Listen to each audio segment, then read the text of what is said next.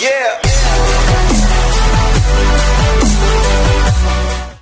Hey guys, welcome back to the channel and back to the series of the 2022 Best Picture nominee reviews that I've got here. And today we've got a big one. One that may have been snubbed in at least one category. But I'm talking about Denis Villeneuve's Dune, nominated for 10 Academy Awards.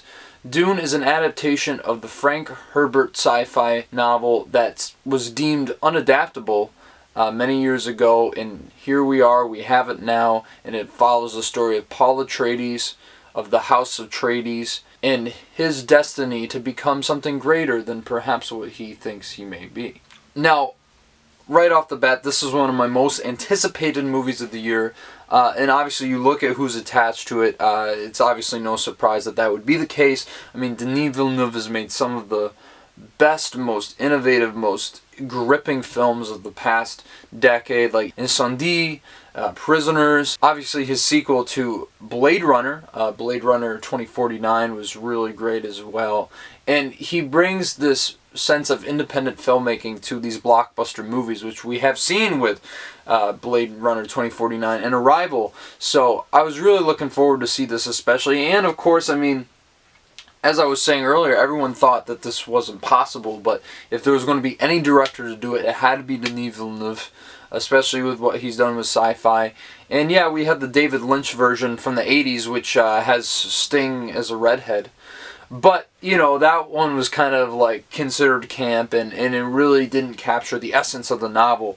And so, once I saw this, because I had to go see this in IMAX opening weekend, and man, what a spectacle to behold. I mean, as you'd expect from someone like Denis Villeneuve, I mean, the filmmaking is par excellence. I mean, just from top to bottom, the directing, the editing, the cinematography is just so gorgeous by Greg Fraser, who we were talking about in the Batman. I mean, this guy is on a roll, and I think it really started here where it kind of launched him into the public eye of the filmic sphere. But you also have, I mean, just incredible score from Hans Zimmer, who I hope wins his second Oscar. I mean, last time he won was for Lion King back in 1994, so he's a little long overdue, and I just think the ominous, droning soundscapes that he creates for this movie complement it so well.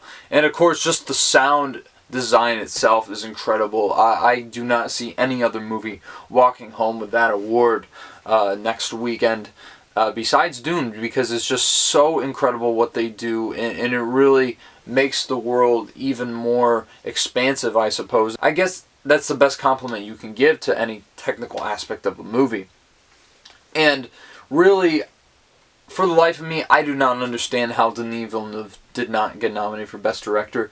Honestly, in my book, the biggest snub of the Oscars, because, I mean, how can you not respect what this guy did on a level of craft alone? I mean, it's just incredible, the filmmaking here, so it's kind of crazy that he was left out of the conversation. But, you know, so it goes, and nothing we can do about it.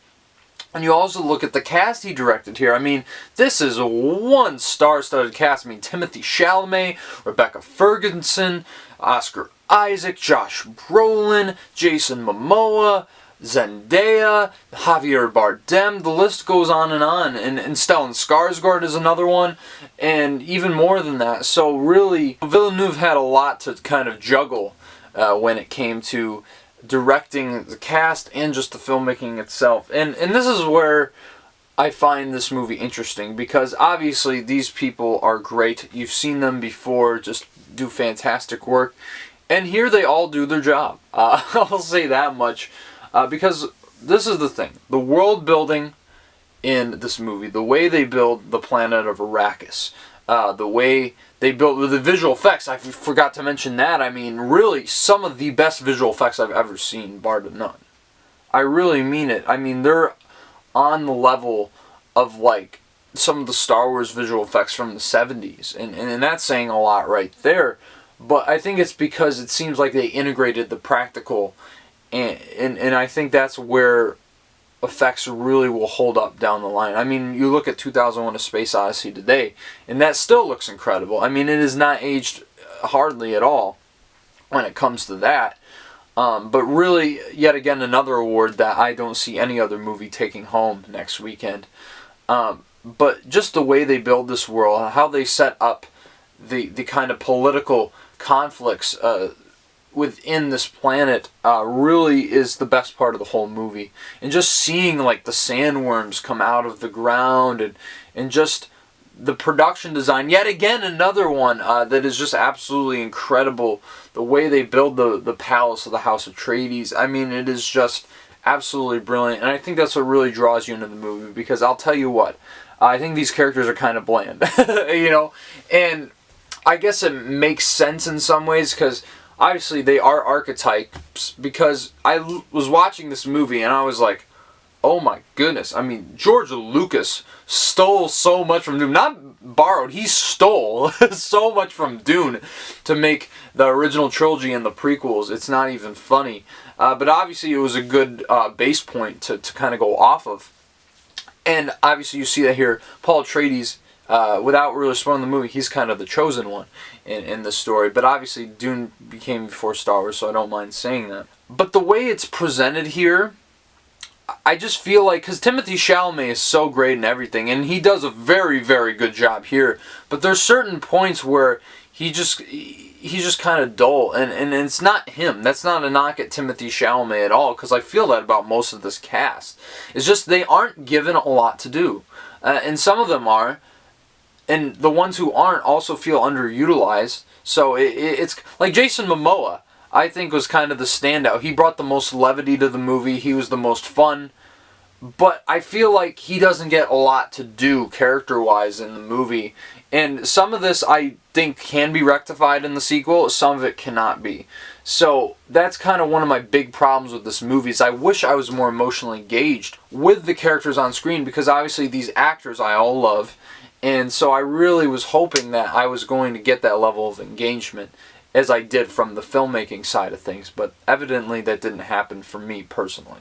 And also another thing about this movie is, unlike a film like The Fellowship of the Ring, which I actually just watched a couple weeks ago, that film, by the time it concludes, it feels like one story.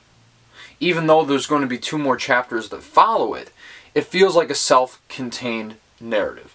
And where Dune leaves off, I don't think that is the case. It ends kind of jarringly, I suppose. Not that it just ends like, and you're like, whoa, what happened? But it really doesn't feel like that was the place they should have ended the story. Granted, I am not familiar with the Frank Herbert novel, so maybe I have to do some digging myself when it comes to that. But I still don't feel like it works 100% narratively from a film perspective. And so I really think that the sequel, and obviously I'm so happy that it was greenlit like almost immediately. It was like opening weekend, the movie made gangbusters, so like, alright, let's go. Which, you know, if you're going to support any blockbuster, that was the one I was really hoping people would. And they came out in droves, so I was really happy to hear that.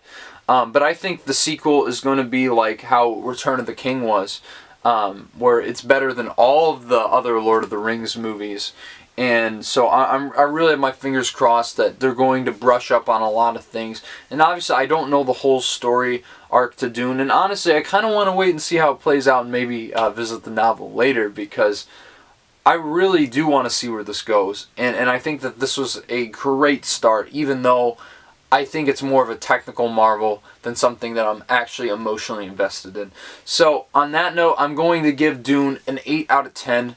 Obviously deserving of almost all the Academy Award nominations it got, besides screenplay, but I think it was such a feat to adapt this that it makes sense they got in, but I would have thrown in something like The Last Duel, or something along those lines, The Green Knight. There were definitely a few more you could have put in that category that I think this kind of knocked out. But regardless, what did you guys think of Dune? Obviously, it was a huge, huge success, and so I'm sure A lot of you have seen it. I'm probably the last person reviewing this movie, but I figured I would get it out before the Oscars. Are you guys excited for part 2 as well? What direction do you think Denis Villeneuve is going to present the story? Let me know in the comments below, without spoiling anything, of course, because I am a normie. But yeah, guys, stay tuned for those Best Picture reviews. The next one up in my series is King Richard. Only 2 to go, so that's going to be out to you before the Oscars, well before the Oscars. And also, real quick, I got some good news, I got some bad news. I'll start with the bad news. Is I think my episode for the top 10 albums of the 2010s is going to be delayed for more than a week. I'm sorry about that. But on the other hand, the good news is that I am going to be posting a video for my top 10 movies of 2021. Expect that the night of the Oscars, March 27th. And yeah, so I have to really focus all my energy on that right now. I hope you guys understand. But rest assured that video is coming to you guys. And I just want to thank you again for tuning into this channel and this review of Dune. And if you like what you're seeing, smash that like button, subscribe to the channel. And yeah, I'll see you guys in the next one.